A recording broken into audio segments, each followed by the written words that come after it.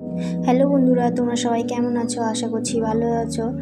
আজ আমি নিয়ে চলে এসেছি খুরমা বানানোর রেসিপি। চলো শুরু করা যাক। প্রথমে আমি এখানে নিয়ে নিয়েছি ময়দা, তারপরে ঘি দিয়ে দিলাম, দেওয়ার পরে সামান্য পরিমাণে নুন দিয়ে এখানে আমি এখন ভালো করে ময়াম দিয়ে নেব। যতক্ষণ না এটা দলা পেকে আসছে ততক্ষণ এটা ময়াম দিতে থাকবো। তারপরে এখানে আমি জল দিয়ে ভালো করে এটাকে মেখে নেব। মেখে নেওয়া আমার হয়ে গেছে। এটাকে আমি এখন 5 মিনিট ঢেকে রেখে দেব। তারপরে এখানে আমি এলাচ নিয়ে নেব, 4-5টে এলাচের দানাগুলো বের করে নিয়ে এটাকে আমি এখন গুঁড়ো করে নেব। দেখুন গুঁড়ো করা হয়ে গেছে। তারপরে ঢাকনা খুলে এটা আমি চলে আসছি আবার ময়দার কাছে। চলো এটাকে দেখুন কত সুন্দর হয়ে গেছে। এটাকে এখন আমি বেলে নেব।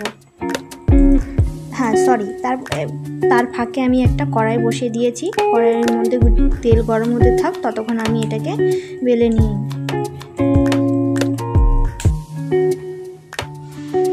দেখুন বেলে নিয়েছি। এবার এটাকে আমি এখন কেটে নেব। কেটে নেওয়া হয়ে গেছে। এগুলোকে এবার তেলে ছেড়ে দেবো। চলো, আশা করছি রেসিপিটি তোমাদের ভালো লাগবে।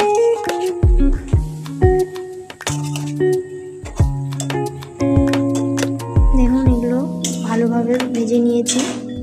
এবার এগুলোকে উঠিয়ে নেব। তারপরে একটা কড়াই বসিয়ে দেব। দেওয়ার পর এখানে পরিমাণ মতো জল দিয়ে দেব।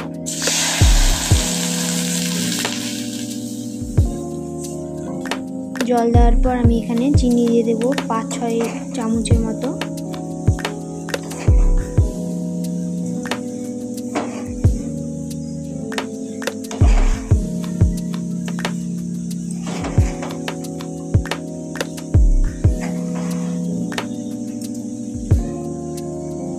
তারপরে এটা একটু নেড়ে তার গুঁড়ো করে যে রেখেছিলাম এলাচের গুঁড়ো, ওটা আমি দিয়ে দেব।